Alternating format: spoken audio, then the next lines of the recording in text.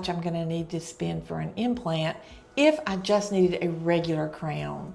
What are we looking at? I know everyone has different insurance and everyone's tooth health is different, but can you give me a range of what it might cost for a regular crown? Sure. So there's different materials, but if you're looking at maybe a single posterior crown, like a molar or premolar, I would say typically between $850 and maybe $1,300, something like that. And then if you're going to do like a cosmetic crown, you're looking at $1,500 to $2,500 per crown, and insurances won't cover cosmetic crowns. What makes a cosmetic crown different from a regular crown in cost and in composite?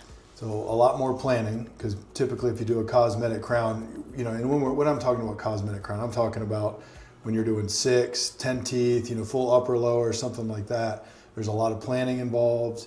You get the higher trained lab techs to work on it. A whole lot more, personalization, customization is done per tooth. Better materials, they look more natural. I mean, everything just kind of goes into it to get that higher cost. Tell me why someone would seek out a cosmetic crown. What's happened to your teeth that you would need that kind of? Well, there's a couple reasons. So maybe someone has had braces, orthodontics at some point in their life, and the teeth are aligned, but they don't like the color, the shade. They've tried whitening, maybe it's not getting as white as they want it.